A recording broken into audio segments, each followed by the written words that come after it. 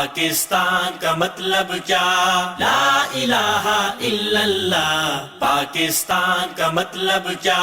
لا الہ الا اللہ. پاکستان کا مطلب کیا؟ لا الہ الا اللہ. ناظرین ویلکم بیک ٹو پیغام پاکستان. ڈاکٹر صاحب کچھ عرصہ ہمارا پروگرام ہو نہیں سکا. اس دوران ایک بہت بڑی خبر اہل پاکستان کے لیے، مسلمانوں کے لیے، عالم اسلام کے لیے، صوفی عائش محمد صاحب کی رحلت ہو گئی. بہت بڑا نام تھا، بہت بڑے اللہ والے تھے، مستجاب الدعوات تھے، ذاکر تھے، اللہ کے عرفان میں بڑا انہیں اللہ تعالیٰ نے حظ وافر دے رکھا تھا. بہت سے لوگوں نے ان سے دعائیں کروائیں اور بعینہ ہی وہ دعائیں پوری ہوتی ہوئی لوگوں نے دیکھی بھی بڑی ساری. آپ کے ساتھ بڑا تعلق تھا صوفی صاحب. آپ پیغام میں بھی ایک دفعہ آپ کے ساتھ تشریف لائے، آپ کے گھر میں بھی آتے رہتے تھے، فون پہ بھی رابطہ رہتا تھا، بڑا قریبی تعلق آپ کا تھا. پہلے تو ڈاکٹر صاحب تھوڑا سا آپ کی شخصیت کے بارے میں بتائیے.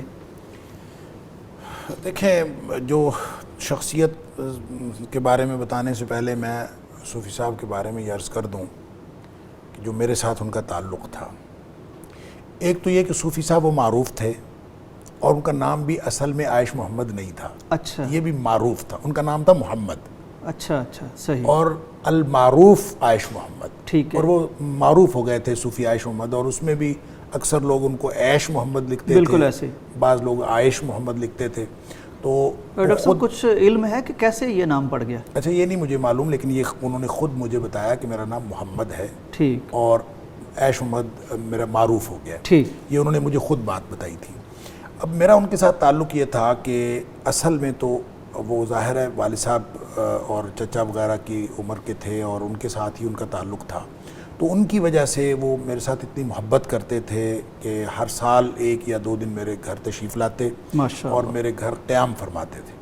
اور اس دوران میرے بچوں کے ساتھ بھی ان کی بڑی قربت ہو گئی، بڑی محبت ہو گئی. اور بچوں کو میں کہتا تھا کہ آپ ان کے پاس بیٹھیں. صوفی صاحب کے ساتھ ان کا بڑا تعلق تھا، اور جس دن صوفی صاحب نے آنا ہوتا تھا سارے بچے اپنے آپ کو یوں پریپیئر کر رہے تھے کہ آج صوفی صاحب کے ساتھ بیٹھنا ہے اور ان کے ساتھ گفتگو کرنی.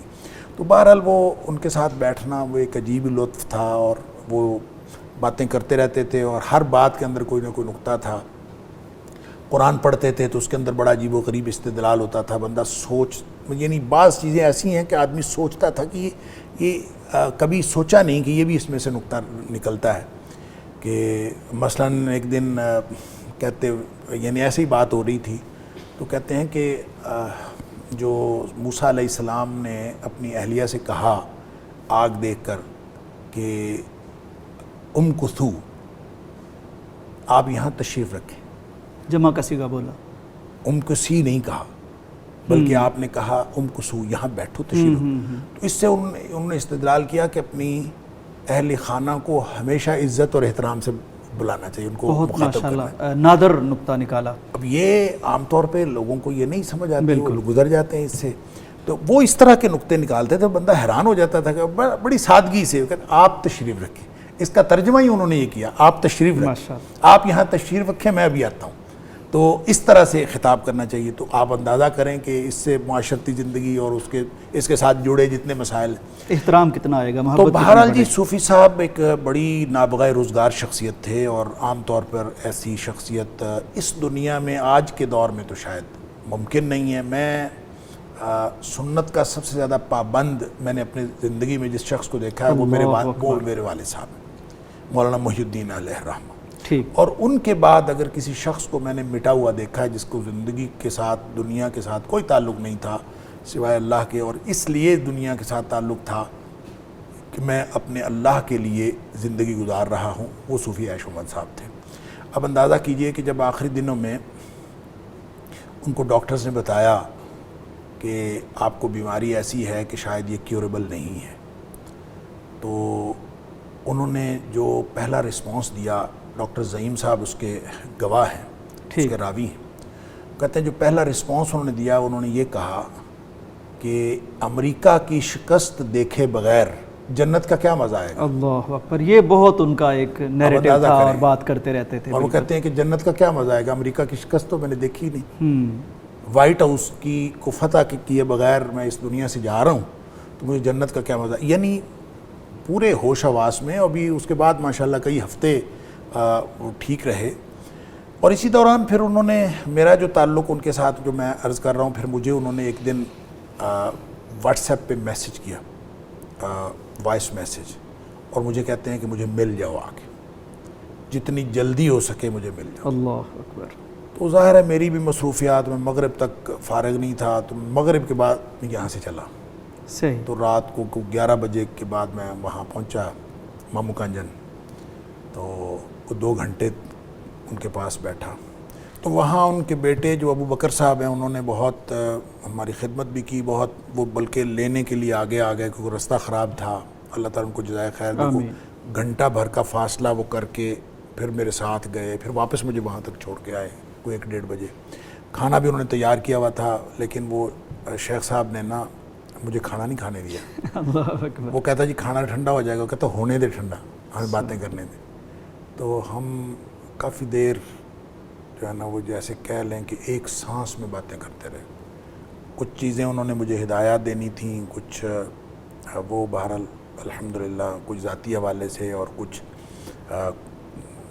مختلف حوالوں سے، اور بس اس کے بعد انہوں نے پھر مجھے کوئی پاکستانی سیاست کے حوالے سے بھی کچھ تھوڑی بہت باتیں جو ان کے ذہن میں تھیں، تقریباً وہ وہی تھیں جو اس سے پہلے وہ مجھے ایک واٹس ایپ کلپ میں دے چکے تھے، میں نے سوشل میڈیا پہ اس کو جی بالکل اپلوڈ بھی کیا ہے، تقریباً وہی تھی۔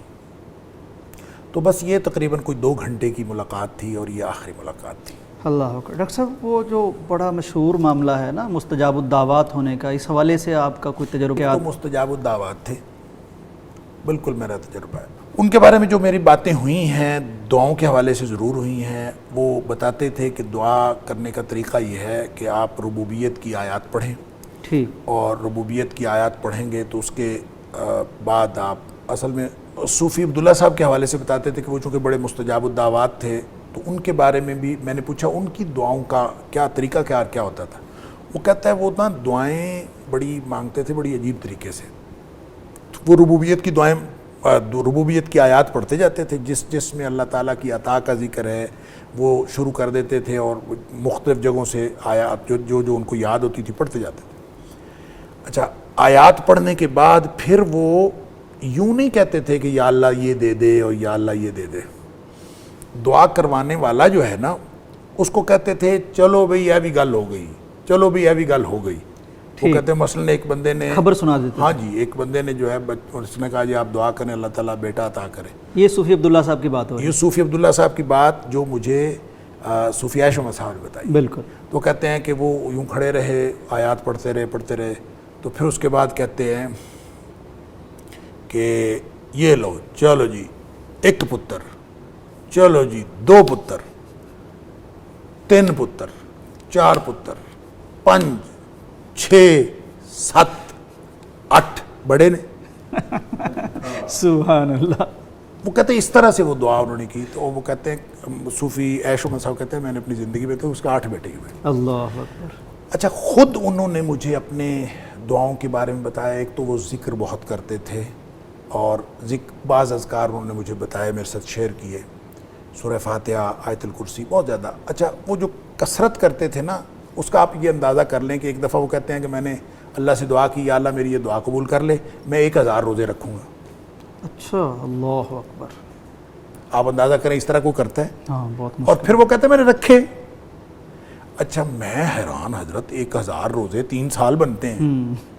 تو کہتے کوئی نہیں، وہ میں روز رکھ لیتا تھا الحمدللہ، روزہ رکھ لیتا تھا، روزانہ ہی رکھ لیتا تھا۔